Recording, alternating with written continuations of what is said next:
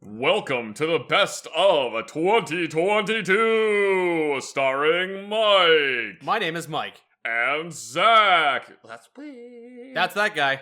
Yes, it's the best of 2022. We didn't do one of these last year. I think we did. Did we? I think we did, yeah. I can't remember. I don't think we did one for 2020 because not a whole lot of people had a best of 2020. Did they? 2020 wasn't a fun year, but we bounced back for 2021 and now it's 2022, so...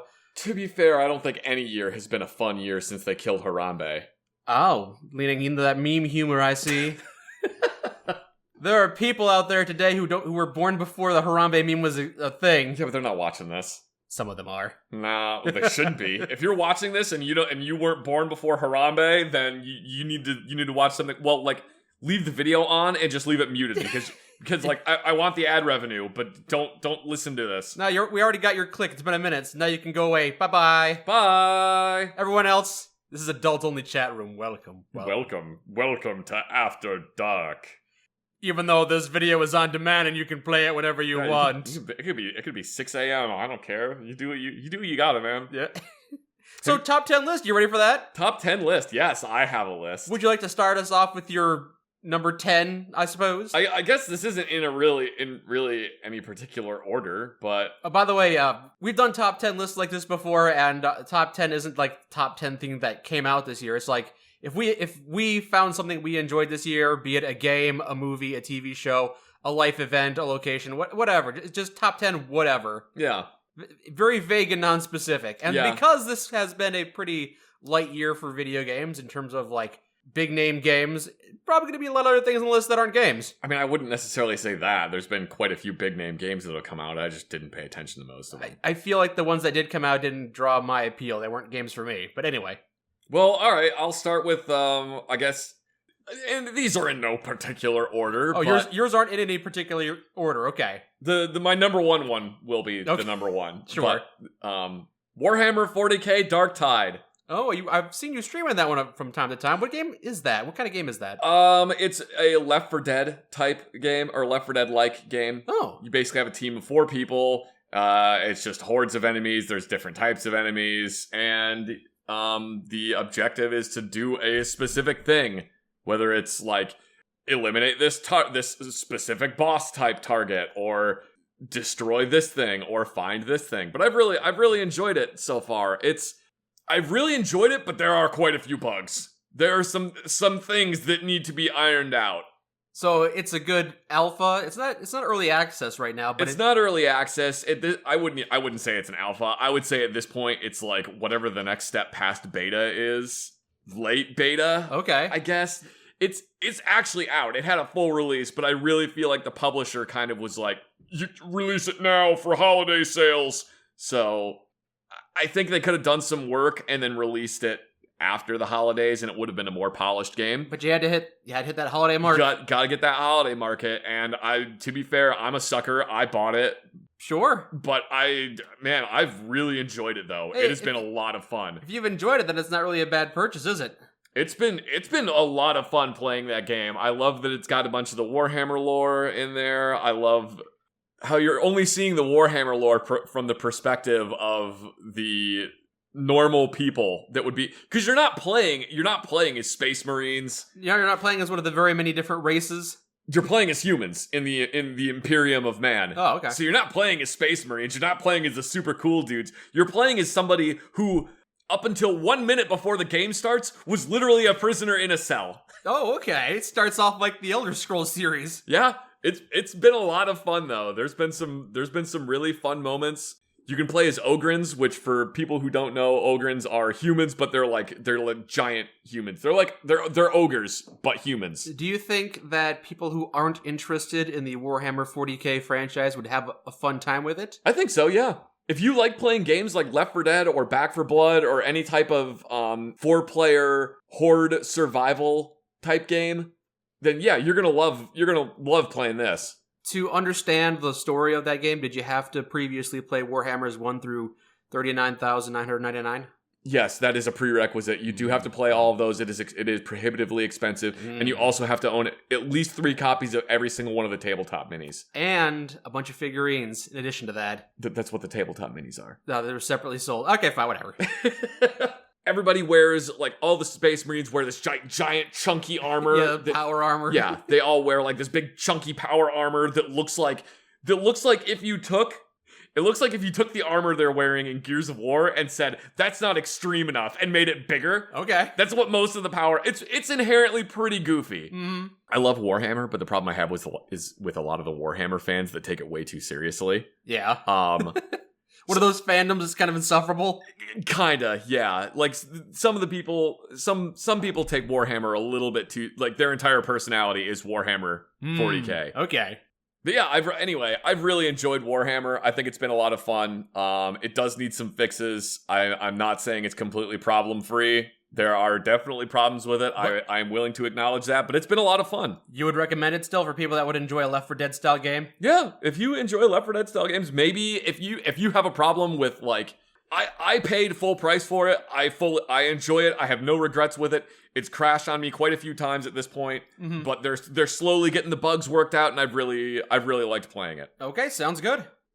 And I guess one of the things on my top 10 list for this year would be the latest season of Rick and Morty, which is a show I really do enjoy. Ooh. The last few seasons, people have been generally split on the quality on some of the episodes. Some episodes have been a bit of a stinker, but this recent season, season 6, it's been widely regarded by the majority of the fandom as being a very solid season. I didn't even think the last season of Rick and Morty was all that bad, even though there were a couple people that were dismissive of a few of the episodes, like the giant sperm monster incest baby. Some people aren't a big fan of that stuff. What? Oh, you must have missed that episode. I don't really watch Rick and Morty, so yeah, I missed it. Yeah, so there were a few episodes that were a bit not well received by some of the community. I thought they were all funny. I think the fact that it pokes fun at our sensibilities in that regard can be quite fun, but it can be off-putting for a few people. But yes, Rick and Morty. It scratches that sci-fi itch that I've been missing for a long time now. I know there are some new episodes of Futurama coming out. I believe next year. There are? I believe so. Hopefully those are good. I feel like they should just be done with that. I like Futurama. I like episodes of Futurama. The way I feel about Futurama is the same way I feel about The Simpsons. That it needs to fucking die so that we can talk about how great it was. I actually have watched a few episodes of The Simpsons that have come out recently, and they've actually gone through a bit of a renaissance.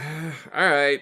A bit of a rebirth. Like, they're actually taking the series in a weird direction. They did an entire episode that was basically a parody of Death Note in the style of a Japanese anime, and it was really good. Wasn't that just a Treehouse of Horror episode? I think so. Maybe it was just like a third of an episode. Yeah, the Treehouse of Horror episode. Yeah, because that's usually they do that. But I mean, I've watched a few other episodes and they're not bad. I mean, sure, it's not like original Simpsons quality, but it's definitely a step up. So yeah, Rick and Morty. Yeah, that's one of my top 10 things. How about you now? Okay. And now that I've lost credibility with all the people that hate Rick and Morty, let's hear what your number 9 is.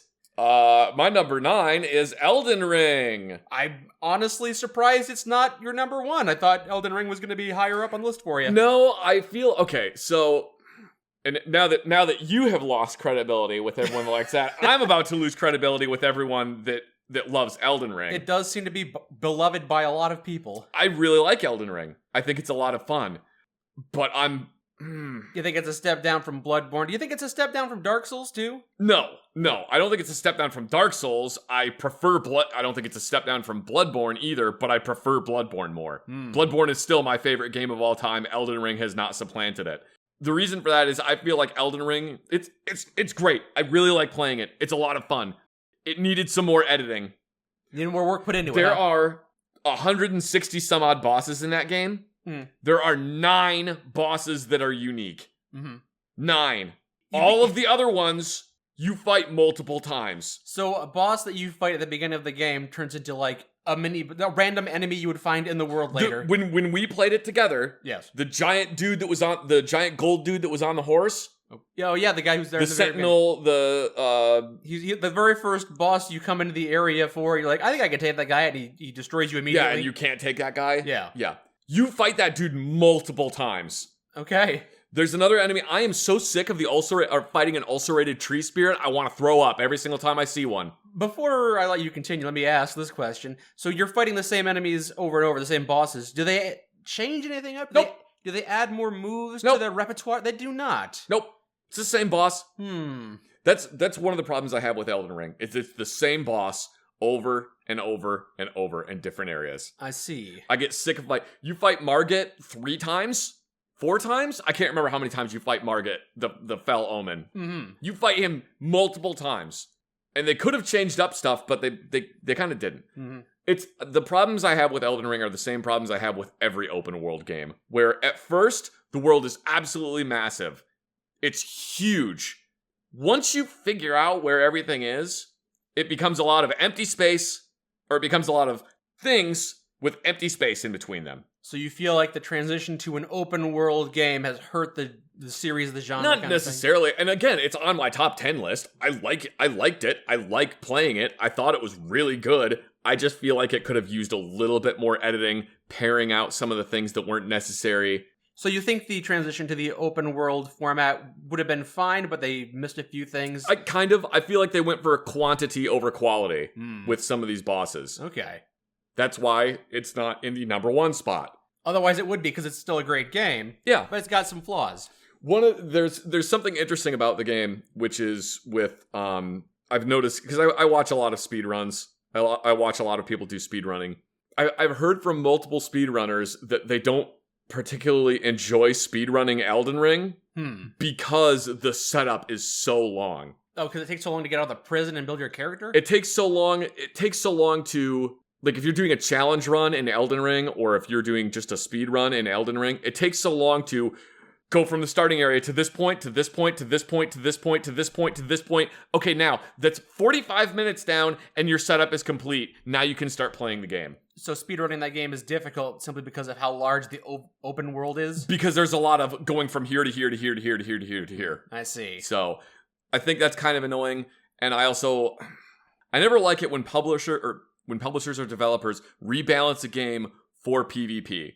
And that happened quite a few times in Elden Ring, and it really irritated me. I see. Because I don't want to do PvP in Elden Ring.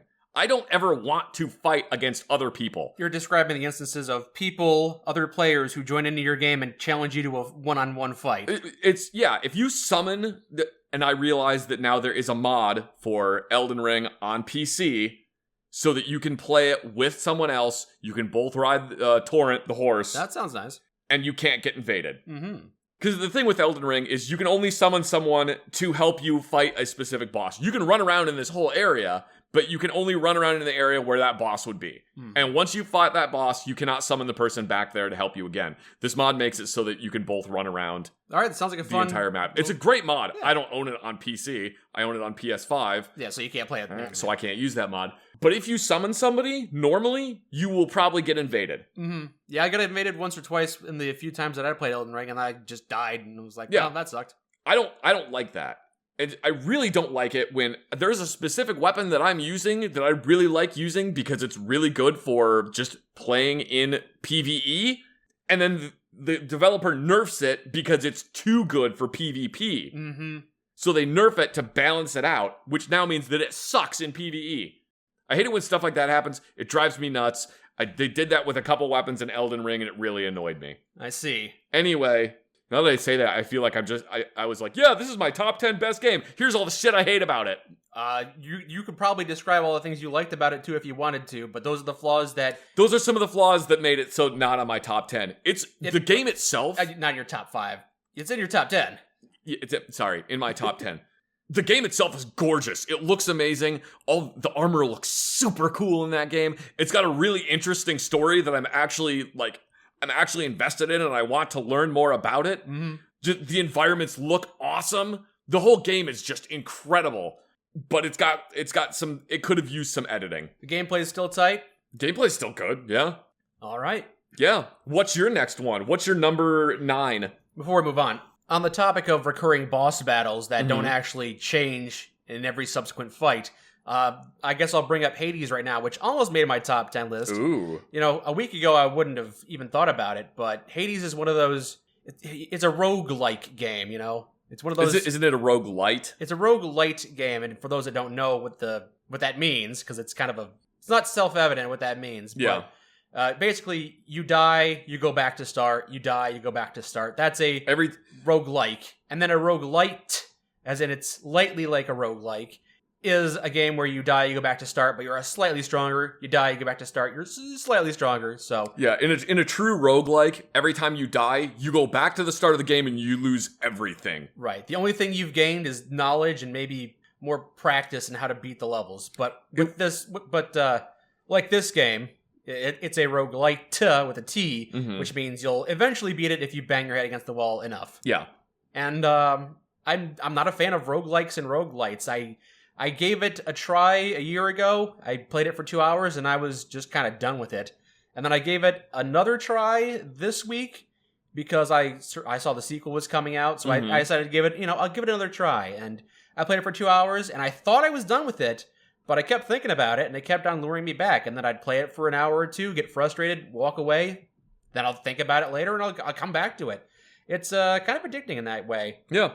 Basically, the only thing I don't immediately love about that game is the gameplay. I'm not a fan of roguelikes in general, but the voice acting is top tier. The game is very nice. I think it won quite a few awards when it came out. It was like Game of the Year for last year, I think, or something like that. Yeah. But it's a great game in a lot of different ways. You keep on dying, you keep on coming back, and people have new things to say. I played for a good 15 hours and didn't hear any repeating dialogue. There's just so much voice acting in that game that it keeps it nice and fresh. But I bring it up because there's only like 4 bosses in that game, and after you've beaten that first boss, you beat the first boss, you die. You beat the first boss, you die, over and over again. And then on like the 10th try, the boss was somebody else. The game throws curveballs at you like that.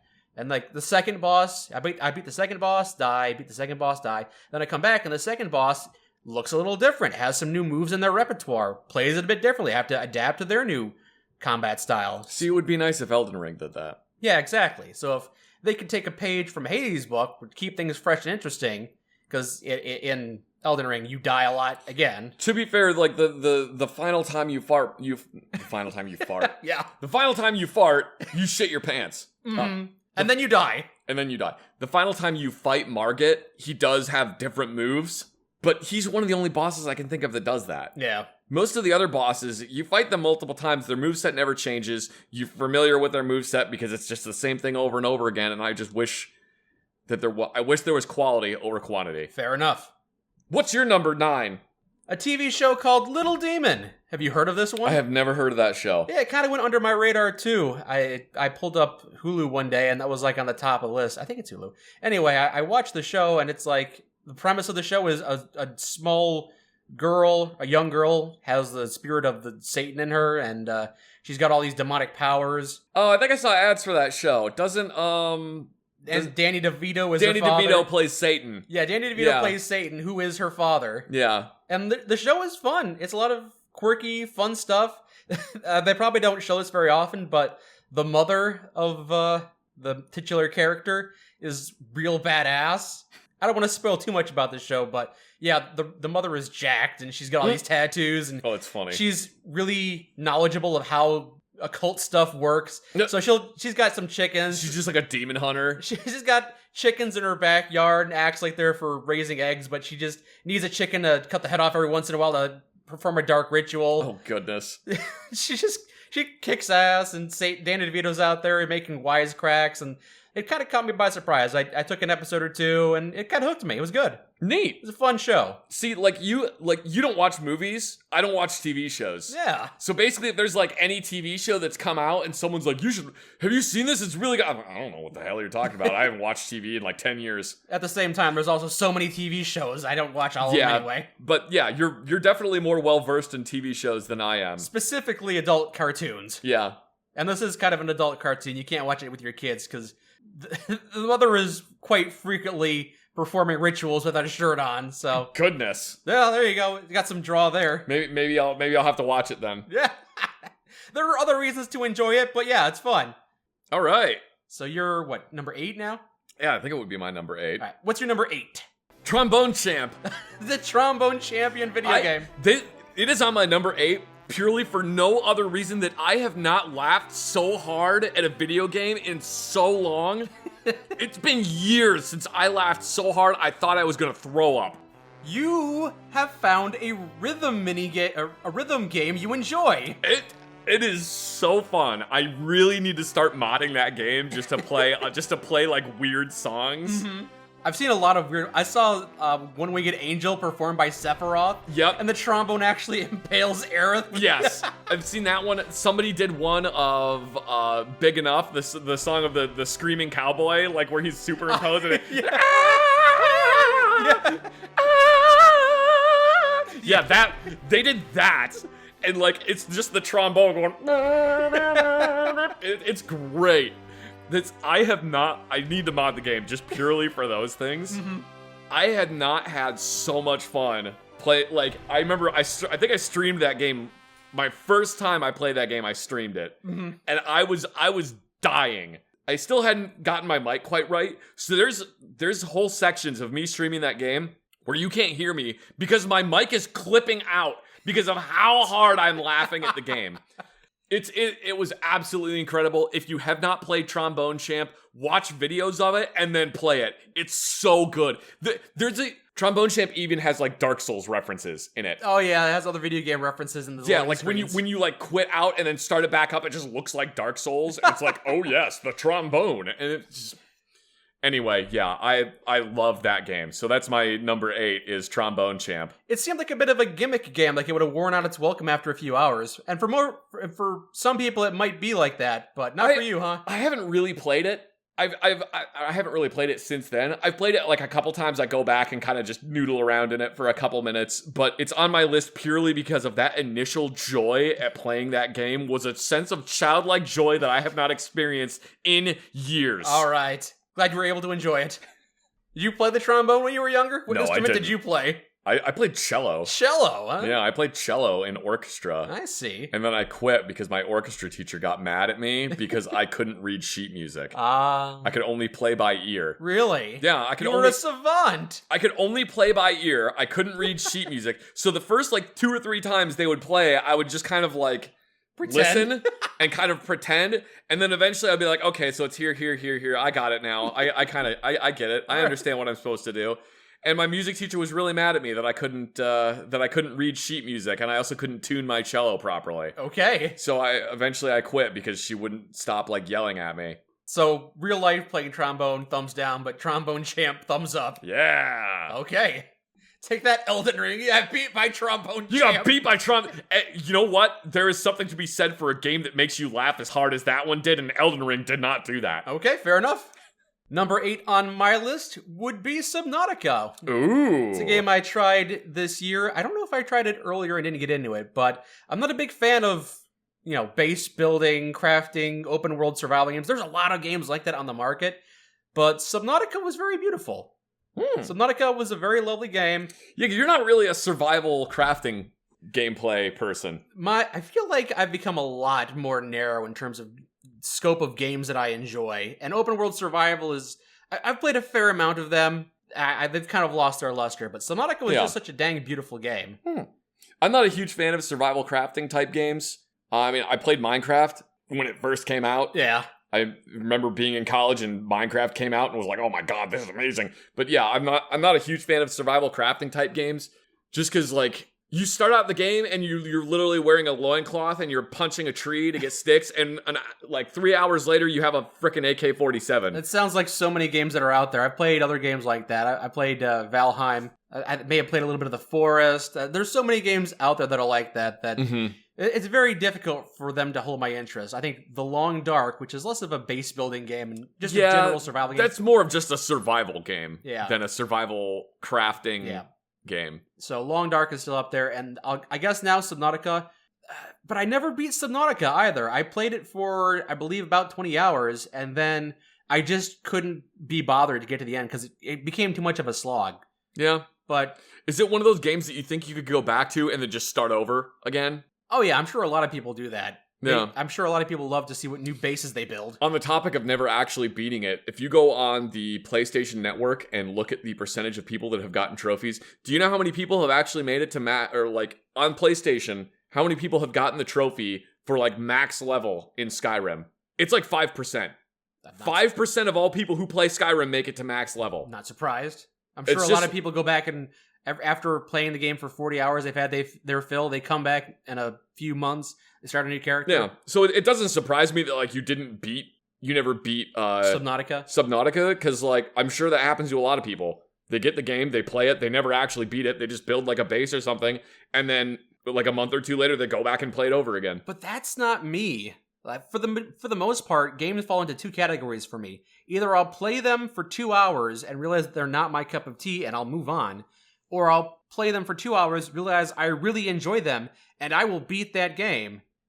And Subnautica fell into a very narrow category for me where I wanted to beat the game. I really wanted to beat the game, but it was just too much of a slog near the very end. I just couldn't force myself to do it. I looked up different guides. I looked up what I needed to do next. I tried to prepare myself. I tried to do it, but it was just kind of a pain in the butt. Open world games like that, they're fun, but because to beat that game, I needed to find the one spot. I needed to reach a target destination, but I just couldn't do it, and it was very frustrating, so I just never saw the end. But I still really enjoyed the game when I was playing it. It still looks great. I do want to play the sequel. I hope that maybe it's a little more focused, but yeah, for the first few hours of that game, I had a great time. Neat. For the majority of that game, I had a great time. It just didn't really land the ending for me. I just couldn't get to it. All right. What's your 7? My number 7 is my knife that I carry every day. Okay, that's certainly not what I was expecting to be on the list, but tell me about your knife. My number 7 is the Spyderco Shaman. And you're not being paid by them? This is not a sponsor No, this is not a sponsor. Any of the products that I talk about in this are not, I'm not sponsored by them. It's just a thing that I have that I like. Right. Probably get that out of the way, yeah. It's the Spyderco Shaman. It's now my everyday carry pocket knife. Man, this thing freaking slaps. Looks like a nice knife, but I don't know why that particular knife is so much nicer. I've carried a lot of different pocket knives. I hesitate to say that I'm a knife guy. I do really like different knives. I have many fine knives. You're an everything kind of guy. Yeah, I'm an everything kind of guy. But it's not like I'm not like super into all these like different types of ones. But man, I really like the Spyderco Shaman. It's got the way that they molded the grip on it is really nice. Feels comfortable on your hand? It's really comfortable. You can get really far up on it for like fine detail work, or you can use it as it's great. It does everything. You can use it as just an everyday carry knife for like opening boxes. You can use it as a defensive knife if you have to. It's shaped properly so that you can get a reverse grip on it if you really want to. Just everything about this knife is designed so well, and I love it so much. I got one of these, and I did not realize how much I was going to like this knife when I got it. And it has just become for the longest time, I would carry a knife, and then like maybe every couple months I would switch it up to a different knife. Okay. Just carry a different one. I've carried this knife for half of the year and do not regret a single day that I've carried this thing. I love this knife. I see it's got a clip on it, but it doesn't have a bottle opener on it. Why would I have a bottle opener on my knife? I don't know. A lot of people have Swiss Army knives that do all sorts of things. I got a multi-tool in my bag that has a bottle opener on it. Or I just use my teeth. No, I don't do that. You got the multi-tool in your bag, but you got the knife in your pocket, huh? Yeah. Man, I like this knife. I can tell if it makes your top 10 list of all the year. Of this year, yeah. I absolutely love the Spyderco Shaman. It is a really good knife. It works incredibly well. It's really good. It's a really good knife. Okay, I'm not a knife guy, so I can't contest you on that. Oh, the Spyderco Shaman. Oh, you got last year's model. Besides, things got so many defects. Yeah, I can't say that because I don't know anything about knives. Well, there you go. That's my number 7. Yep. Spyderco Shaman. My number 7 is not a knife. Ooh. It's another adult cartoon called Inside Job. And you probably heard of that one. Oh, yeah. I've seen a couple bits from that. It looks pretty good. Inside Job is a fun show. It didn't come out this year. Season 2 came out this year. But I really, really, really enjoyed Season 2. Season 1 was great, but it also had to do a lot of lifting, a lot of heavy lifting, because I had to build up the universe, establish what it is between... It's the Illuminati, it's every conspiracy. They're the ones that run the world, essentially. Mm-hmm. So they were building up the world, they were talking about the mole man and the aliens, stuff like that. So they did a lot of world building, stuff like that, yeah. A lot of that in the first season. So the first season, they were building up the world, and the second season, they were able to live in it. It was only 8 episodes long, shorter than the first season, but they told a really, really good story in the second season. Some people got shafted, some of the characters I would like to see a bit more of. I wish the episode were more than just 8 seasons, but it was a very enjoyable 8 episodes. I said 8 seasons, 8 episodes. I wish there were more episodes I could watch. I'm looking forward to the 3rd season. If Netflix doesn't cancel it, because, it's Netflix and they've been canceling everything left and right. Yeah. They've been falling apart, essentially. But I hope we get Inside Job Season 3. I hope it doesn't go the way of Tuca and Birdie, which is another show I enjoy. That's probably not going to get a Season 3. But I'd be real sad if I didn't see a Season 3 for Inside Job, because much like Little Demon, it scratches that adult animation itch where it's like, I really want to see a fun animated show, and I really want to see Season 3 of this show. Hopefully I get to see it. Hopefully so. But if not, the first 2 seasons are good on their own. So yeah, another show I would recommend if you enjoy adult animation. Neat. I think I just did my 7, so 6. 6. Stray. The video game where you play as a cat. Yeah, I really liked that game. I thought it had a really cool story. I really enjoyed playing it. I beat it like 3 different times. Once on the channel and 2 more in your spare time, almost immediately afterward. I really enjoyed it. I thought it was really good. I like games like that are fun to play and have a neat story to tell, and also the environment was absolutely gorgeous in that game. Everything looked so good. Yeah. It was a really enjoyable experience for me. I really liked it. The way that they modeled all of the buildings and the interior of the buildings you can go in, and the way everything looks, it just all went together so well. It was just such a visual experience playing through that game that I can't help but put it on my list because I enjoyed it so much. I feel like if they had put a little more effort into it, they could have done almost like what they did with Journey, where the story is told almost entirely through the visuals and the audio, and you don't actually need any voice acting or any dialogue. This game did have a lot of written dialogue. Yeah. It starts off, it seems like it might just be like an audio and visual experience without any talking because it's just cats. Yeah. And then they start developing the plot, and there's like a follower that keeps on talking to you, and there's people in the world you talk to, and that's fine enough, but I feel like they could have worked it a little bit to be a bit different. If they had done it something like that, I think this would go from being like in just my top 10 of this year to like favorite games of all time. Yeah. Or it would just straight up have been a masterpiece if it was like that. Would you say Journey, which is, I believe, one of the games you really enjoyed, one of your top 10 games of all time, would you say Stray fails to live up to the high standards set by Journey, or is it apples and orange where you can't really compare? I would. Or does it not feel fair to compare them? It doesn't feel fair to compare them to me because, like, Stray definitely had a story that they wanted to tell that maybe they needed to use dialogue for. Journey is a game that the story that they told can be told entirely without any dialogue. Mm-hmm. But that's because of how good of a job they did with the editing and visual storytelling. I see. Yeah, I think that's the biggest thing that holds Stray back is the fact that you're playing as a cat, which is the big draw, but then pretty soon you get like a backpack that talks, and then the talking backpack interacts with all the NPCs, and then it kind of feels like the talking backpack is the playable character in a way. Kind of. I understand what you mean. The cat's almost like a vehicle for a kind of annoying little robot that's on your back. Yeah. But other than that, yeah, it's a great game. Yeah. It's a bit of a linear experience, but if it's a well-crafted linear experience, who's to say it's bad? Yeah. I really liked it. I thought it was a very fun and enjoyable game. In terms of all the games where you can play as a cat, that's probably one of the best. I don't know how many games there are where you can play as a cat. Competition is not fierce. Number 6 for me is a piece of software. It's the latest version of Adobe Premiere. Ooh! Because they added auto subtitle functionality, in which case I no longer have to type out every single subtitle for all the videos that we want subtitles for. Oh, that's convenient. It's not perfect by a long shot. But it saves you from having to type out literally every single word. Right. It saves me...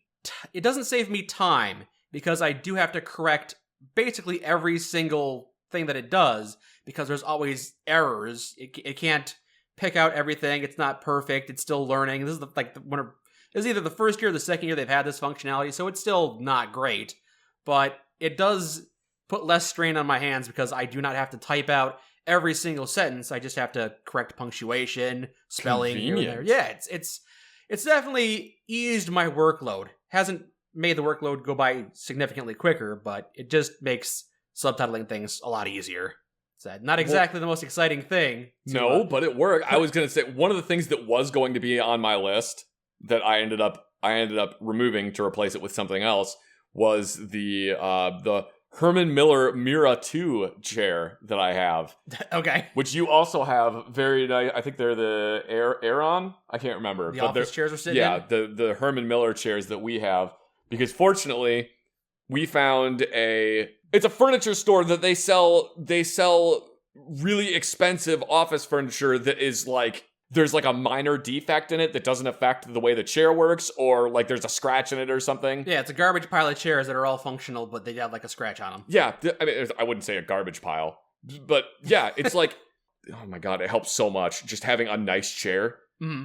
It's basically like a $1,500 chair that I got for like 50% off, mm-hmm. and I can't tell what was wrong with it. Okay, yeah. So yeah, just having a nice chair to sit in is something that has, like, it makes it that I can actually do stuff on my computer for longer. Same thing for these chairs. And you bring that up right now because it's just one more thing that makes our jobs easier. Yeah. Things that make our job easier are nice. Yes. The only problem I have with this Adobe Premiere, aside from something you talked about earlier where it's like a constant subscription service, you can't just buy it and be done.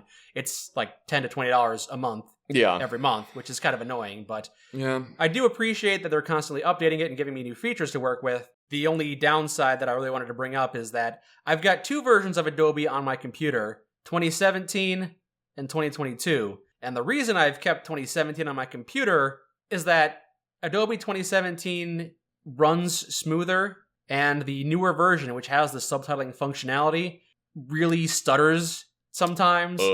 When I'm playing some of the footage back and I hit pause, sometimes I'll have to wait legitimately 5 to 10 seconds for it to finally stop and pause. So I do the majority of my editing work in Adobe 2017, and then I import it into the newer version and add subtitles to it. So I'm kind of hoping in subsequent functionality, in subsequent versions of Adobe Premiere, it runs smoother, it's less taxing on my system. The next thing on my list is Back 4 Blood. Oh, okay. That's the another Left 4 Dead Another game, Left 4 Dead like game. I know Back 4 Blood came out last year, 2021. Okay. But they've been doing a lot of improvements. They've added I think they've added 2 more campaigns to it, and I think like 4 more characters. Okay. Since it came out, I think 4 more. That's a lot of characters. Yeah, they keep doing stuff to improve it. I still really enjoy playing it. It's a lot of fun. I know people talk mad shit on Back 4 Blood because it's not Left 4 Dead 2. That was what I was going to bring out. Or 3. A lot of people were looking forward to Back 4 Blood because it was going to be the spiritual sequel to the Left 4 Dead series, since that's just not being worked on right now by Valve. So people were looking forward to Back 4 Blood, but a lot of people were kind of disappointed with it. Well, my counter argument to, well, it's not Left 4 Dead 3. Valve isn't making they're not going to make Left 4 Dead 3. They don't care. They're not going to make a third one. Right. This is the best you're going to get. Okay. I really enjoy playing it. It's a lot of fun. If you liked Left 4 Dead, I see absolutely no reason why you wouldn't like this game unless you're just angry that it's not Left 4 Dead 3. Can I take a moment to turn that on its head and say, Callisto Protocol may not be Dead Space 4, but you're not going to get a Dead Space 4. This is the best you're going to get. So, would that play well with you? Shut up, though. Okay. We'll talk about Callisto Protocol some other time. Yeah, I have a lot to say about Callisto Protocol. It's not on your top 10 list, huh? No, it definitely isn't. Okay. Yeah, it would be on my top 5 worst list. Ooh, all right. Yeah. Biggest disappointments of the year, huh? Yeah. Well, we're not doing worst list. We're talking about good games. So Back 4 Blood. Yeah, I've played a lot of Back 4 Blood. I really enjoy playing it. I hear a lot of complaints that like, oh, the characters aren't unique or interesting. Clearly, you've never played with Hoffman on your team, because Hoffman is hilarious. Okay. I feel like the characters have like distinct personalities. They're all fun. They're all enjoyable to be around. Except for one or two of the characters is pretty basic and they're boring. All right. Whatever. They're not a basic boring character. They're just setting the bar. Yeah, I guess. I really have enjoyed it so far. Right. I play Back 4 Blood with my friend Brian on a pretty regular basis. It's a lot of fun. I would say that, yeah, Back 4 Blood probably outranks Warhammer Darktide. If I really want like the science fiction, grim dark, kind of goofy Warhammer experience, then yeah, I'm going to play Darktide. But if I just want to shoot a bunch of zombies, okay, then I'm going to play Back 4 Blood. You know one reason why Back 4 Blood is better than Left 4 Dead? Because you can actually aim. Oh, can you not do that in Left 4 Dead? You can't aim down sights in Left 4 Dead. No idea. You can only hip fire in Left 4 Dead. Even with mods? Surely there's mods. I don't know, because that's such a massive change. Well, it's the same thing in Counter-Strike. You can't aim down sights in Counter-Strike. Oh, all right. Well, you can on some guns. Okay. What's your think? I'll take your word on that. I'm pretty sure. Whatever. Anyway, we're getting off track. I really enjoyed it. Okay. Do you think I would enjoy it? I've not played any Left 4 Dead style games. You might enjoy it. Those horde shooter games. You've kind of, if you were getting more into shooters than you used to be. I know you used to hate shooters. I used to be very bad at shooters, but I've gotten better. It's because you have a mouse and keyboard. Well, I've gotten better at them because I found a game that I really enjoyed. You know, I used to play. I've tried Call of Duty games and I've tried other games of that style, but I was never able to enjoy those games because they weren't goofy and wacky. I think Overwatch may have been the game that got me to start enjoying first-person shooters a lot more. And maybe sometime when we're talking about games we don't like, you can talk about Callisto Protocol, and I'll talk about Overwatch 2. Ooh, maybe that could be at the end of this list. I suppose we could do like a little thing at the end, like do a worst of. Anyway, we'll move on to I guess my best of video game. I actually have a video game on my list. Yay. Ooh, Inscription. Really? Yeah, it's a surprise. I really enjoyed that game. The card battler game, the deck building card game that came out of nowhere. Yeah. It came out a while ago. I played it this year. I really enjoyed it. I showed it to you. Mm-hmm. You had some fun with it. I showed it to Anne. Anne enjoyed it. It's a great game. I will admit that even me, I don't like playing card games. Mm-hmm. I don't like playing card-based video games. Right. I don't see the point. Magic is a little different. Magic is a little... And I also haven't played Magic the Gathering in a long time. Yeah, fair enough. So, I don't really like playing card-based games. Even me, I enjoyed playing Inscription. Granted, I didn't make it past the second act. Right. You and I stopped after we beat the first act. Yeah. And there are more acts that we could get to later. But I've watched you play some of the second act. I've watched a couple things of other people playing the second act of the game. Mm-hmm. And I honestly feel like it could have ended after the first act. I feel like a lot of people would enjoy the first act the most and could stop after that. And that'd still be a worthwhile game. Yeah. If you want more Inscription, you could play the subsequent acts. But if you just want to play the first act and then play the free add-on that gives you the ability to basically do a roguelike through, because that's what that is. This game is basically a roguelike. Yeah. You basically start over from the start. I guess it's more of a roguelite because you can unlock different things that assist you in further attempts, but it's still a roguelike. You're just unlocking them and you don't get them until the later playthroughs. Well, no, you can unlock things. You start off with stronger cards. Something. Anyway, again, splitting hairs between roguelike and roguelite. A lot of people aren't going to understand. Anyway, it's one of those games where you play for an hour and then you have a bad hand, you die, you lose, whatever, and you have to go all the way back to start. But it's a fun game. It's actually a fun deck building game. It's very unique in the sense that you can cram cards together and upgrade your individual cards to make them stronger, and it's a lot of fun. It's neat. Surprisingly a lot of fun. So if you haven't tried it, maybe check it out because it's a lot of fun, and it's great to go in when you don't know anything about that game. Like some of the surprises that play out, they're kind of fun too. Yeah. Yeah. All right.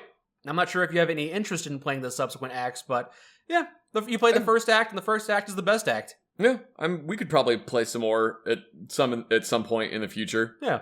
It's just not like really high on my priorities list, I guess. I put quite a few hours into that. I probably have at least 100 hours into that game. It's fun. It's fun to just pick up for an hour or two here and there. So now what you got? I have another everyday carry thing that I have. Is it a firearm? No, it's the Surefire Stiletto, which is a flashlight, not a knife. Oh, you have a knife and a flashlight on your list. Yeah, knife and a flashlight. The Surefire Stiletto, I'm sorry, let me rephrase that. It's the Stiletto Pro. Mm-hmm. The difference between the two being the Stiletto has a plastic body and the Pro has an aluminum body. And I believe the Stiletto itself is only like 600 lumens, and then the Stiletto Pro is 1,000 lumens. Yeah, you know a lot about the lumens of flashlights. I don't remember what the candela is on the Stiletto Pro, but it's not that high. And it doesn't really have a very tightly focused beam. Mm. So basically, for me, every flashlight... I used to carry a flashlight. I still do. When I carried a flashlight all the time, it usually was some small, like, everyday carry flashlight. So this little tiny thing that runs on, like, a AAA battery. And it's maybe 200 lumens. Or I would carry, like, a Surefire 6P, which is this big, chunky, dual... CR120, I don't even think they make the 6P anymore. Like the G2X, I think, is the newest one. Okay. How many flashlights do you have? You must have a few by now. A lot. I have a problem. Okay. I like things that make light. Anyway, the reason the Stiletto Pro is on there is because the Stiletto Pro has a very thin profile. The Surefire 6P and other flashlights that are like it, that are defensive lights, are these round, chunky things. They're like maybe like 1.5 inches in diameter, which they don't really fit in your pocket really well. The reason I like the Stiletto Pro is because this thing has the same profile as like a pocket knife. Okay. It's very thin. It fits in your pocket incredibly well. It does look like one of those X-Acto knives, a little thicker than that. The clip adds a little bit of extra girth as well. When I went through airport security, the guy thought it was a taser. Oh. Or he thought it was a stun gun. Why were you bringing a knife through airport security? I was like, why would... he was like, what is this? And I'm like, it's a flashlight. Are you sure? Oh, that's right. It's a flashlight. Excuse me. Yeah. Why... Of course it's a flashlight. Do you think I'm stupid enough to try to bring a knife through airport security? You frickin' dingus? Maybe I should have brought a knife. You would have thought it was a stick of gum, you idiot. Anyway, no, why would I bring a knife through? Because I'm sorry, I meant to say flashlight. Why would I bring a flashlight through? Because it's a flashlight and you can use it as a defensive implement and they don't take it away from you. Okay. You hold it in your hand like this and you can bonk somebody with it and it makes your fist bigger for punching. So when most people leave the house, they go phone, wallet, keys, maybe depending on the pandemic status, they go mask. It's just 3 or 4 things. You go phone, wallet, keys, mask, flashlight, pocket knife. What else? Anything else? Phone, wallet, keys, flashlight, knife, sidearm, med kit. Med kit? Multi-tool. Yeah, in case I get shot. Why don't you have that in you just bring your backpack full of stuff, right? Yeah, just bring my bag. So you don't think about bringing the med kit. It's in your bag. You just grab your bag, right? Yeah, but all that stuff is in the bag. Okay. Yeah. Anyway, the Surefire Stiletto Pro. It's got 3 light settings. 1, 2, 3. It's got low, medium, and high. That's right. I forget what the lumen is on the low, but it's very little. I think it's like 5 lumens. Another reason that I really like this light is because the problem with round flashlights is you set a round flashlight down on the ground to look at something. Like, you need both your hands to work on something, so you set the flashlight down. You set a round flashlight down, it rolls away. Yes. This one is flat, so you just go... Slap on the ground, yep, it's there, flat. It's not going anywhere. It's great. It's got 3 buttons on it. One just shows you the power level, and you can use it to change settings. One is for constant on, for low. You press it again for medium, you press it again for high, and then it has one on the tail cap that you just hold down, and that's always high. I can tell you have a passion for this flashlight. I love this flashlight. It is if you want a really good everyday carry flashlight that you can use as both, oh crap, I lost something under the couch, or get away from me or I'm going to hit you in the face with my flashlight. This is a perfect thing for that. It's got a nice strike bezel on it. My only complaints on it are the bezel is really short, so it doesn't have a very good throw distance, and the bezel itself is very small. I don't think it's a very high candela flashlight. Okay. I think if you're going to use it as a self-defense weapon, maybe don't announce that it's a flashlight. Maybe let them guess what it is. You just got a strange thing in your hand. Yeah. And then when they get close, because they don't take it seriously, you just blind them with it. It's really more of a get off me thing where you just smack them in the temple with a chunk of you just smack them in the temple with a chunk of aluminum. Oh. That's kind of or and then you also just go bam and blind them with a flashlight. Okay. So anyway, Surefire Stiletto Pro is I don't remember when it came out, but I've been carrying this thing. Like, I've bought multiple other flashlights, and I just keep carrying this thing because it's so hard to, like, yeah, it's only marginally thicker than my pocket knife is. It's such a good flashlight. You keep it in the same pocket as your knife? No, I keep it in the other pocket. Okay. Just gotta keep your pants balanced. Yeah, flashlight goes in left pocket, knife goes in right pocket. Where does phone and wallet and keys go? Wallet goes in back pocket, keys go in right pocket or in bag if I'm carrying them. Phone goes in left pocket. Wallet in back pocket. That's kind of obnoxious. I don't put my wallet in my back pocket because sometimes it's a little too thick. Yeah, but that's because I have this like really thin wallet. Oh, yours is like a couple pieces of paper thickness. Yeah, mine is. Well, this doesn't need to be on the list, but it might as well. Mine is the Van Quest. I forget the name of the wallet. It's a Van Quest. I forget the exact model. But it's an RFID blocking wallet. I can fit multiple cards in there, and it's incredibly thin. It does seem to be a very thin wallet. It looks very nice. So it's like it doesn't feel like I've got a massive thing sticking out of my back pocket. That seems very nice. So there you go, two for one on that one. It's the VanQuest wallet. I really like it. It's great. I might have to get a wallet like that because my wallet I've had since high school. It was a trifold wallet, but it was too thick, so I cut a third of it off, and now it's like. I'm going to get you a new wallet. A lot of people look at my wallet and go, ooh, you need a new wallet. And it's like, no, I mutilated this wallet 20 years ago, and it's held up since then. Wait, I'm getting you a new wallet. My wallet it's fine. I'm gonna buy you a new wallet. Don't waste your money. My wallet suffices. It's I'm fine. buying you a new wallet. I'm buying you the same wallet I have. Okay. All right, what's your next one? A TV show based on a web series you may have heard of. Another TV show. Who'd have thunk? It's not a cartoon this time, though. Oh. But you may have heard of it. It's called Don't Hug Me, I'm Scared. Oh, yeah. You had mentioned that before. Yeah, so there was a couple episodes on the internet. It had been out there for a while. I'd seen a couple of the episodes and I wasn't really into it, but tell me about it. Well, the episodes, on the internet, the short 5-minute videos, they present themselves as like a child's TV show with puppets and everything. Yeah. And then, throughout the 5-minute episode, things will happen that will seem very off-putting.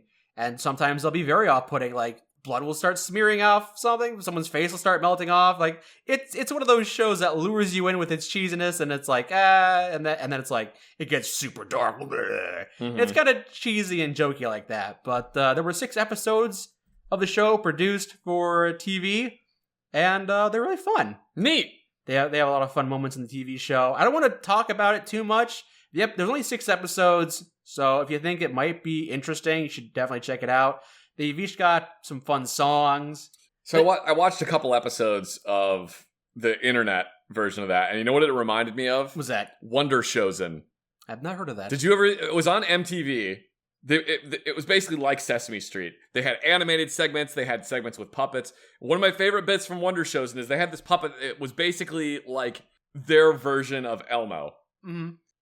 He kind of talked in a similar voice, but he was like a blue dude with like a little crest on his head. And they would go out on the streets of like New York City with this puppet and a camera. And the guy with the camera would also, I'm pretty sure it was the guy with the camera would use the puppet.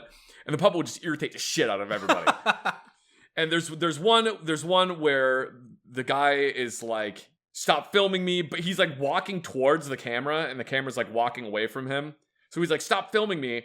And the puppet keeps going like, no, but you're walking towards me. Why are you walking towards me if you want me to stop filming you? Let's discuss the contradiction. I think I've seen that clip. That one, and then there's another one. They had an episode on patience. Mm-hmm. And 15 minutes, it's a half-hour long episode. 15 minutes into this episode, there was a whole bit where the puppet was trying to get this Asian man who did not speak very much English to say the word patience. Okay. And they just repeated the word patience back and forth at each other for like 2 minutes. Which in a TV show is an eternity. At the 15-minute mark, they went, we're sorry, this whole episode has been completely pointless. We're going to play the episode backwards to erase it from your brain. They played the entire episode backwards. So that sounds kind of obnoxious. It was interesting because there was a bunch of hidden stuff that was in there. There was hidden stuff where they had said things backwards. Anyway, Don't Touch Me, I'm Scared kind of reminded me of Wonder Chosen. I see. Yeah. Well, it's a different beast entirely. It's not the same thing. It may have reminded you of that, but it's kind of its own thing. Yeah. It's not interacting with real people. It's all done in puppetry. Mm-hmm. And just when I said it reminded me of that, just kind of in that like, oh, it's a children's show. It is a children's show. Oh yeah. Yeah. It presents itself as a cute show, and then you watch it, and you're like, I'm never going to show this to. Yeah. I'm not even going to let anyone know I watch this. This is my inner child is scared. Yeah. Yeah. I would say if you haven't seen the show or the web series and you don't know anything about it, do a search for the Electricity song for Don't Hug Me, I'm Scared. And you'll get a good vibe for what that show's all about. Okay. It's kind of catchy, kind of fun. And like, there was going to be like a split second every once in a while. You go, what was that? And it's like, all right. Yep. But it's really surreal and fun. And my girlfriend Anne was watching it over my shoulder, and I showed her a couple things. And there were a couple of times where she had to do a double take. And went, what is going on? It's crazy. All right. I love it. It's a great show. Neat. Hope to see more episodes, but if I don't, those 6 episodes are gold. Hooray! Now you. Oh, now it's my turn again. Yeah. My number 3 is the game Tunic. Oh, that's the Zelda-style game where you play as a fox in a tunic. Yeah. I don't really know much about that. You haven't talked about it a whole lot either. It was kind of a surprise for me. I didn't really start playing it until recently. And I was like, oh, I like those old top-down Zelda games. I did have to turn the difficulty down because I was having a hard time with it. I had to put it in game journalist mode. Fair enough. Because I'm a schlub. But yeah, It's really cool. One of the things that I really like about this game is that you keep finding pieces of the manual. Everything in this game is written in a language that's almost completely indecipherable. Apparently, people have actually translated it, but everything in this game is written in this like indecipherable language. And you keep finding pieces for the manual, and when you open the little manual, it looks like the manuals that you would get when you bought like a Game Boy game and it came with this little paper manual, or when you bought a Super Nintendo game and it came with this paper manual. Everything is actually like drawn out. It looks like it was actually printed onto a manual. There's little like instructions on how to do the different moves, but a lot of the time the instructions are written in this indecipherable language. So it's just like the X button followed by a bunch of these weird things. And you have to determine from the context clues that it's teaching me how to dodge. Oh, this is saying that I get like iframes when I dodge at this point. It's really cool. It's been really fun to like explore the world, and it's got this really cute look to it. So it's not just you're playing as a fox in a Zelda-like game. It's not just a game that's like Zelda. You like it because it does something different. Yeah, it's really... So I found one of the pages of the manual, and there was like... I feel like when they did this, the person that made the game, they designed this manual, and then they actually did some work to like rumple up the pages and like maybe put like little bits of dirt on it, or like different little stains, and then they like wrote on it with ballpoint pen, and then actually scanned that one, and then used like these high resolution scans as the image that you find in game, because the manual looks really well used. And I got one of the pages, and there was a ballpoint pen writing on the manual that was like telling me like go this direction, this direction, this direction, and then it had like a little building with like light coming out of it or something. And I found that page. I was like, okay, that's kind of a neat little added thing that they put on there. That's a neat little greebly they put on there to make it look like cool and different. Yeah. And then later I saw something that looked kind of like that building. Yeah. And I was like, oh, that's where like this little shrub was. So I started from the shrub and I followed the arrows, and it led me to like a little treasure chest. It sounds like it's a treasure map that you looked at. Yeah. You're describing a treasure map. Somebody it was the way they had made the game is it looked like on the manual someone had drawn how you get to a specific treasure map in it. So it's like, again, it's one of the things I really like about this game is it's almost like when I was a kid and I borrowed someone else's game for like the Game Boy, and they had written stuff down on the manual of like, here, you go from here to here. It was like I would do that kind of stuff where I would write down like how I got to a specific thing, like in the notes section of the manual. And I really like that. I think that's been really cool, just experiencing this game and like looking at the manual that's in the game to learn more things about it. We've been talking about what to do on the channel this year. You'll have to show me a bit of Tunic, because the way you describe it sounds interesting. It was completely off my radar. I heard about it for a week and then I never heard about it again. But if it's stuck with you and it's in your top 10, then I kind of want to see what the deal is about. Yeah, I really enjoyed it. I thought it was really cool.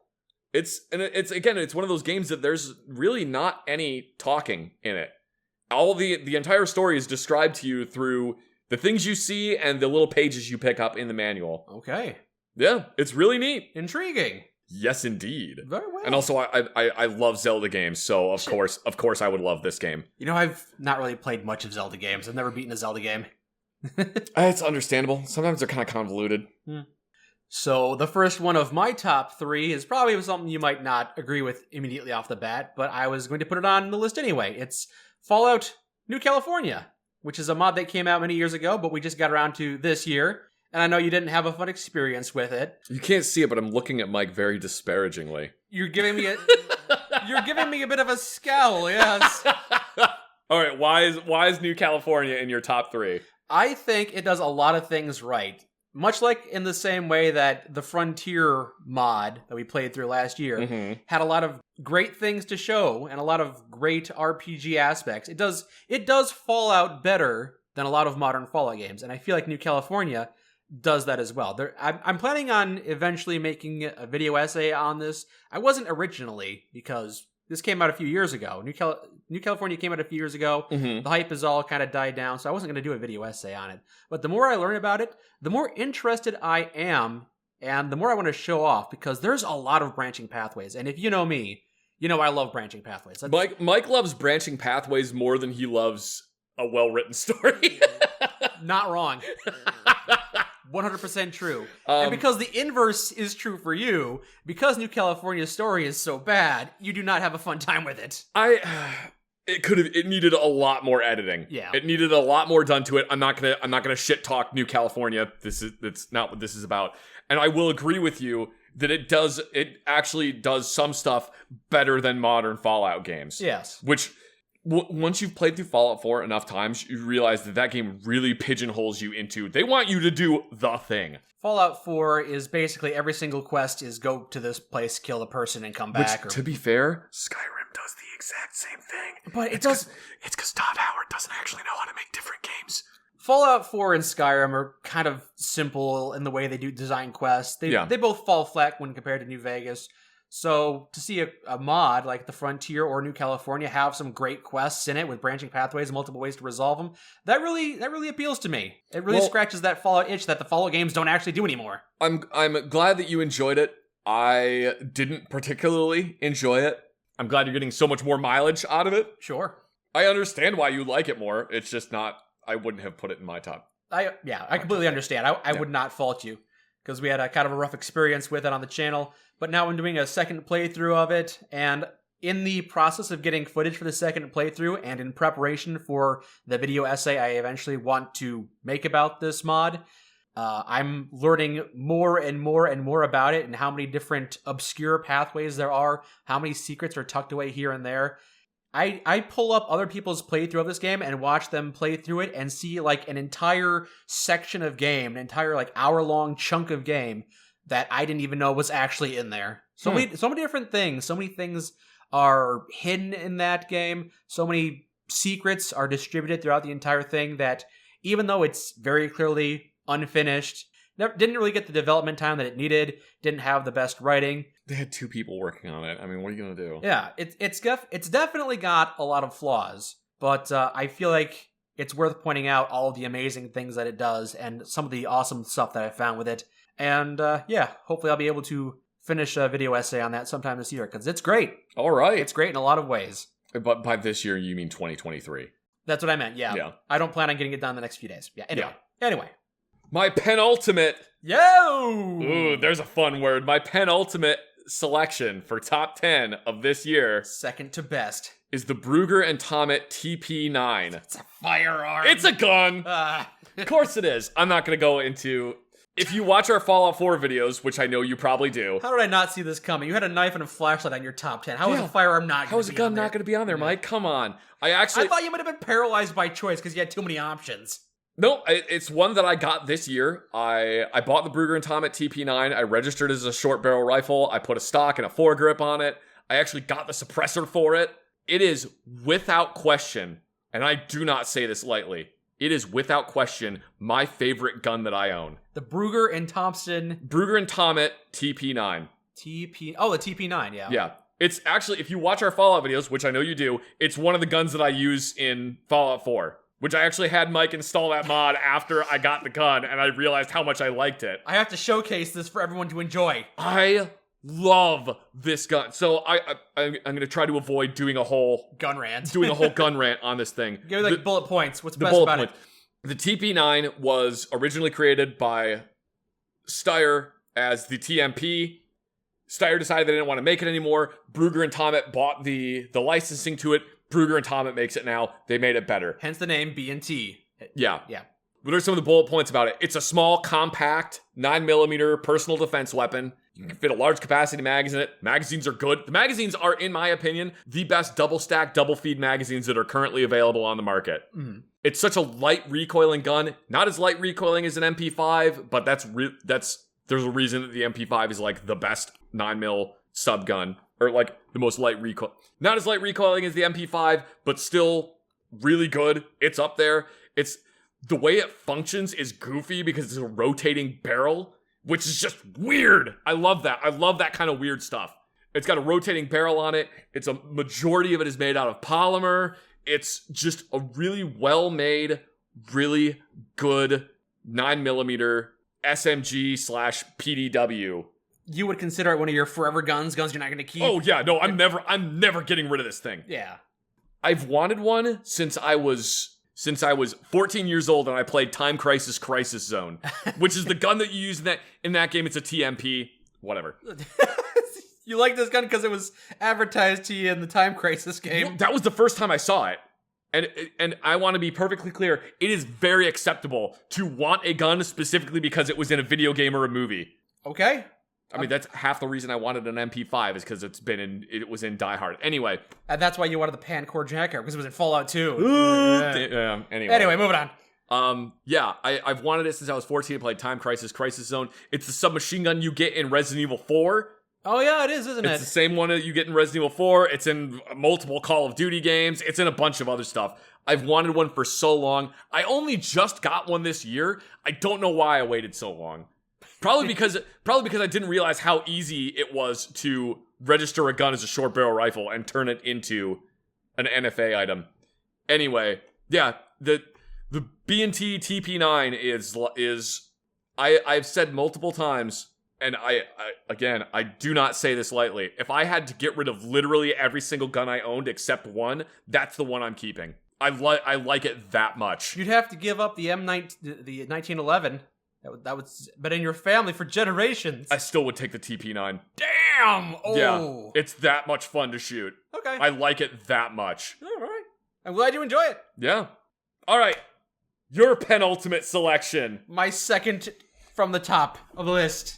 Outer Wilds is when I played early in the year, so I almost forgot about it. But yeah, Outer Wilds is an amazing game. You and I played it for a little bit on the channel after I had beaten it, and we really should finish that game. I don't know if it's something we need to do on the channel, but I really do actually want to finish that game. Outer Wilds is an amazing game. It's an experience like no other. In a sense, it's also a roguelike because you don't actually upgrade anything. You play for a bit, and then you inevitably die, and then you use the knowledge you've learned to make progress. Yeah, but I feel like it's kind of hard to put that game into the box of a roguelike. Yeah, it's hard to put it into any box. It's almost so much of its own thing. Yeah. It's a visual feast. It's an audio feast. It doesn't have any voice acting, but I think it's actually one of the games that would benefit most from not having voice acting. Yeah, I agree with you. I don't think it needs voice acting to improve the game. I don't think it would hurt it, but I think it's fine the way it is. Yeah. I mean, it's got the appeal that a lot of people that like Fallout would enjoy. You're exploring, you're doing like 90% of the game is just exploring, and a bit of it's puzzle solving and seeing notes left behind from a civilization that's long past. It's a really fascinating setting. It's really fun to putter around planets, see what new surprises are around.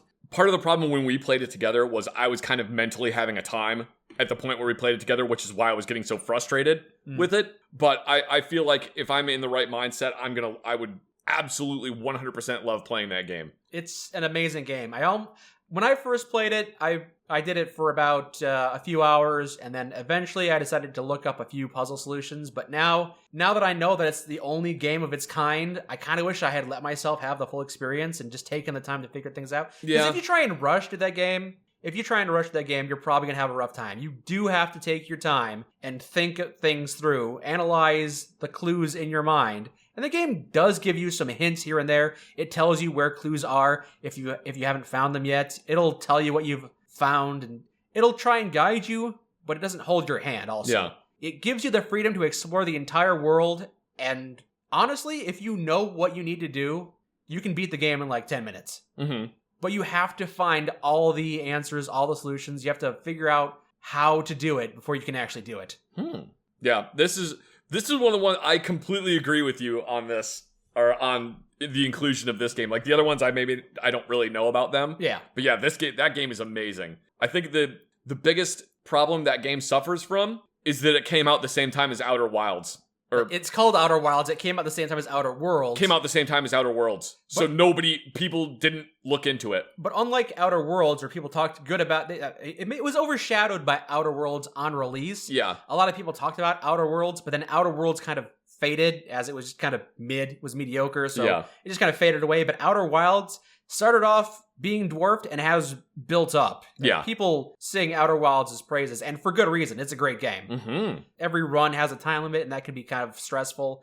I know. Yeah, it's a little stressful. That was the thing that caused us to have to stop, is that you and I were doing a series on the channel, but once we had explored all the planets and seen what they had to offer, we had to start doing all the puzzle solving. And it can be kind of frustrating once you realize you're on a time limit. You got to do it. You got to do it. You got to do it. Yeah. You got to solve this puzzle. You got to hurry up and do it. Well, especially the planet we were on, where it's the sand is constantly filling up the thing, because that puts you on an even. You have a time limit. Now you have even more of a time limit. Yeah. Because you have to explore this planet before it starts filling up with sand. Yeah. Not to spoil too much. I don't want to spoil too much about Outer Wilds because it really is the game that you would benefit from knowing nothing about when you go into it. If you play it for longer than 2 hours, play it for 2 hours, see if it's your cup of tea. If it is, have fun. If it's not, that's fine, move on. But it's one of those things that as long as you don't know anything about it, you'll have the best time. Yes. But there's also DLC I have not played yet. Oh, I didn't know there was DLC. There is DLC, so I hope to play that in the future too. It's a great game. Is the DLC where you play as the ship? No. Oh. Is the DLC where you play as the satellite? No, I think it's just more I honestly don't know anything. I don't know anything about the DLC, and I'm keeping it that way because, again, like I said, the base game is great to not know anything about. Just jump in. So I feel like the DLC is probably the same way. I love that you could bonk into the satellite that's like way out there and it just destroys your map. Yeah. Because that's the only thing doing it. There are fun Easter eggs in that game. I mean, the entire game is Easter eggs. You're going to an area, you're trying to solve a thing, and then you'll accidentally find a thing. Yeah. It's a great game. It's fun. It's really so good. I should play it. Yeah, maybe we'll finish it up sometime this year. Maybe. What is your top one of this year? My best of this year. Best of 2022. Do you want to take a guess? What do you think it is? I'll give you a hint. It's a game. Oh, it's a game. Yeah. And it's not Elden Ring. It's not Ragnarok. It's not Stray. It's not Xenoblade you don't Chronicles know it's not 3. Ragnarok. Maybe it is Ragnarok. I guess you do have a PlayStation 5, maybe. Yeah. But you're not a fan of hack and slash games or Greek mythology. Yeah, not really. So it's probably not that game. It's Kirby and the Forgotten Land. Oh, really? Kirby and the Forgotten Land is my best of this year. It was a very well-made game. It is the best Kirby game that has ever been made. Ooh, that's lofty praise. The first Kirby game that is fully 3D. The first main story Kirby game that is fully 3D, and it's the best one. Okay. It's so good. Have you played Kirby and the Crystal Shards, though? Yeah. 64? Oh, yeah. I've beaten that game. I've gotten both endings for it. I'm also a giant... I love Kirby games. Oh, okay. Kirby and Zelda are two of my favorite game series of all time. I think I've played every single Kirby game. All right. Well, every main story Kirby. There's a lot of other ones. Yeah. I loved Kirby and the Forgotten Land. The theme song to that game is so good. It's bonkers to me how good the theme song to Kirby and the Forgotten Land is. You like it just for the theme song. The theme song is amazing. There's so much in that game that's so fun. Like the fact that you can upgrade the abilities is super cool. Oh yeah. That was something that you could never do before, was upgrade the abilities. Well, in Kirby 64 you could combine abilities. You could combine abilities, which was also super cool. I actually really like the ability combining thing, and I kind of wish more Kirby games did that. Yeah. Because I thought that was super fun. Like 64 different powers if you combine. Yeah, anyway. Yeah, but there's the ability combining. This one you can upgrade the abilities. So there's only a limited amount of abilities you can get, but you can all upgrade each one, I think, 3 times. Mm-hmm. Or I think one of them, Sleep, you can only upgrade twice.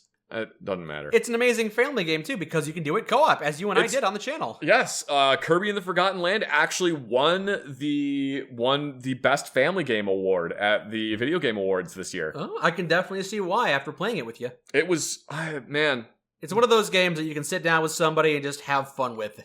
It was so fun playing that game. I kind of wish there was a way you could play through the game as just the Spear Waddle Dee, because when you play it 2-player, both people aren't Kirby. One person's Kirby and the other one's Spear Waddle Dee. Yeah, just has the basic spear, doesn't have the suck ability. I kind of wish you could just play through the game as Spear Waddle Dee. I think that'd be really fun, just running around going and throwing spears at stuff. Anyway. Surprised that's not unlockable, but... No, it's not, but there's fun mini games in it, and Kirby has always had like really fun little mini games. There's lots of fun mini games to play in there. They have a whole like boss rush arena that you can go through that's super fun.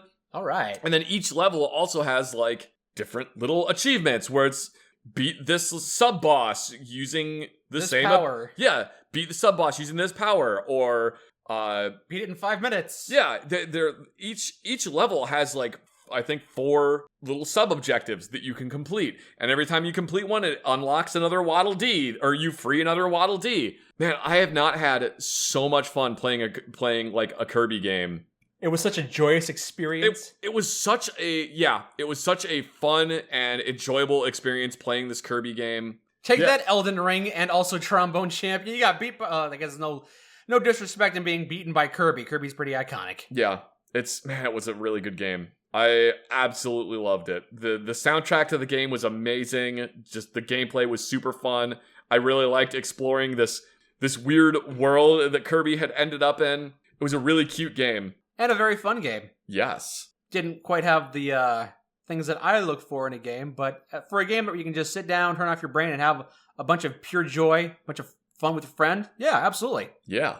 I can see why it's on your top 10 list, even though I really haven't heard much buzz about it. I mean... It came out, and it was a Kirby game. Yeah. And I guess... Man, I liked it. All right. Yeah. Great game. Best game of the year. Okay. Kirby in the Forgotten Land, best game of the year for me. It was, again, in the same way that you enjoyed Outer Wilds, even though it's not on your top 10 list, I enjoyed Kirby, even though it's not on my top 10 list. Mm-hmm. Yeah. All right, what is your number one? My number one is my girlfriend. Aww. It's his girlfriend. It's sappy, I know. Aww. I hesitate to put real life things on lists like this because, the rest of the list is like media people can consume or things they can buy. And it's like, also number one is something you can't have. But, yeah, I mean, it's had the biggest impact on my life this year. Falling in Love has been great. Got to go to DC, got to go around. Ooh. Got to see the cherry blossoms when they were blossoming in DC. Oh, I wanted to see the cherry blossoms. Cherry blossoms were very nice. I didn't get to see the cherry blossoms. You'll like to see them. So they're always coming back. Honestly, there's some cherry blossoms around here. Like if you want to walk around my area, there's cherry blossoms around here in the spring. In the spring, yeah. Mm. Or at least they look like cherry blossoms. Anyway, they might be dogwood. Dogwood looks kind of like cherry blossoms. Possibly it could be dogwood. Yeah, but yeah, I got a new lovely lady in my life. Congratulations! Yeah, she's moved in with me. We do stuff. We have fun. We have a cat. We tolerate the cat. We learn to love the cat. Yes, we adopted a cat named George, and we call him Jojo. He's a very young cat, a very playful kitten. Still very young, but we're adapting to him, and we're figuring out what works best for him. And it's been fun building this life with her. Hooray! Yeah, get yourself a significant other you can enjoy yourselves. There you go. Unless you can't have his. Yeah. Congratulations! I'm happy for you. Thank you. She's also been introducing me to a bunch of video games I have not seen before. Hooray! And also movies. Also movies, yep. I watched Ichabod and Mr. Crane, which is a movie I didn't... It's an old Disney movie, isn't it? It's an old Disney movie. It didn't really register on my brain. People don't talk about it very often. Yeah, a lot of those old Disney movies people don't really talk about. Yeah, and after watching it with her, I realized why. It's not very satisfying. Yeah, it's pretty it's pretty forgettable. It's pretty cool, but the ending's not great. Yeah. But there's other things we're enjoying together. Other forms of media. Hooray! Anyway. Well, that was our best of 2022. Because it's 2022. My God, how the time flies. Does it? This year has felt like it's gone on very long for me. Does it? Yeah, but that's also because like I have ADHD, so I'm just like, yeah, no, it's fun. Maybe it just feels like a normal year because the last few years it just kind of felt like a complete nightmare and so some weird time distortion vortex. I don't know. Everything just seems like it takes a long time for me now. But that's also because I try to do something new every day. Really? Like what? I saw a can on the side of the road that I hadn't kicked before, so I kicked that can. New thing done. Check. It's just something. I just do a thing that I try to do a new and different thing every day because then that way it's not the same thing every day, so it makes the day seem longer and it makes the year seem longer. Fair enough. I tried new things here and there. I am actually watching the original Dragon Ball series. I started watching that a few days ago. What are you going to stop when you get to Dragon Ball Z? I might. There's 150 episodes of Dragon Ball. Yeah, I personally think Dragon Ball Z is better than Dragon Ball, but that is entirely personal preference. I know people will disagree with me on that. It's totally fine. I think a lot of that really falls into whether or not you like the action fighting versus the silly slapsticky comedy. Yeah, Dragon Ball has a lot more slapsticky comedy than Dragon Ball Z. Yeah, that's true. Yeah. It's got a lot of it, and a lot of crude humor too. Yeah, it's popular for probably popular for a reason, right? Mm-hmm. I don't know. It's kind of crazy though. Like a lot of people just know about Dragon Ball Z, so they watch Dragon Ball Z, and then like they find out that the protagonist of that story has like an entire 150 episode series dedicated to their origin story. So they can go back and watch that if they want to, which is kind of crazy. I forget what the newest is. It Dragon Ball? I think Dragon Ball Super is the newest series. I hesitate to get into it because there are a lot of series after Dragon Ball Super. Dragon Ball Kai, Super, they brought 3 characters back that were in Dragon Ball that weren't in Dragon Ball Z or Dragon Ball GT, which I don't think we talk about. I don't know much about Dragon Ball for that matter. There are 3 characters that they brought back from Dragon Ball, like the original one.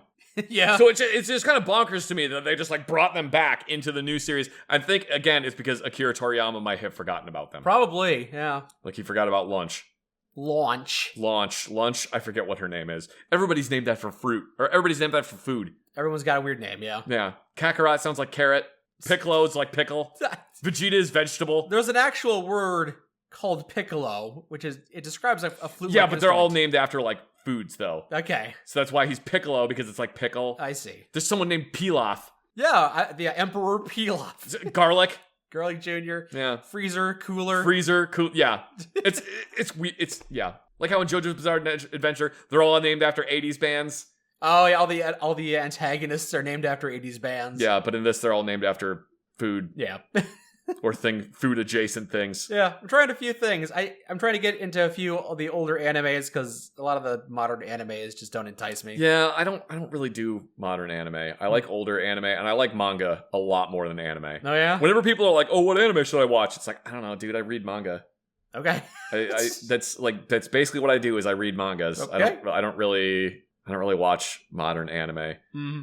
If you want older anime to watch, watch the OVA of You're Under Arrest. That's really good. You're Under Arrest, huh? Yep. It's made by the same guy that did Oh My Goddess or Oh My Goddess. I can never remember which one it is. I really like that one. Okay. You're Under Arrest is great. I wish they would have translated it and brought more of the manga to the United States because they only brought 2 books. So. Oh, that's frustrating. It was a similar thing with Case Closed, also known as Detective Conan. Yep. I watched the first, I'd say 60 or 70 episodes with the English translation, but there's like 400 or 500 episodes. It's just going on for years, and none of those are ever going to get translated in English. They pretty much stopped after the 5th season. They're like, hey, we're done translating, whatever, enjoy Japanese, I guess. I'm trying to think of other ones that I could recommend to you. I'll poke here and there. I'll try new things here and there. I always really like Gundam Wing. Yeah? Gundam Wing's really good. Robotech. There's Robotech and Macross. Macross is part of... So Robotech was oh god, I'm getting off on a whole fucking tangent. Robotech was 3 different anime series that looked somewhat similar. So when they brought them to the US, they made them part of a series, even though they're completely different, unrelated animes. So Macross was Robotech Season 1. Oh. And then I forget there was another one that was Robotech Season 2, and then there was another one that was Robotech Season 3. And they did so well in America that they actually came out with Robotech Season 4, and all these different Zords combined to make one... They didn't do that. That would have been pretty cool. Macross is like its own thing. Macross is cool. Would have been an interesting origin story for whatever amalgamation came out of that. Yeah, would have been. Maybe in a different universe. Happy New Year. See you in 2023.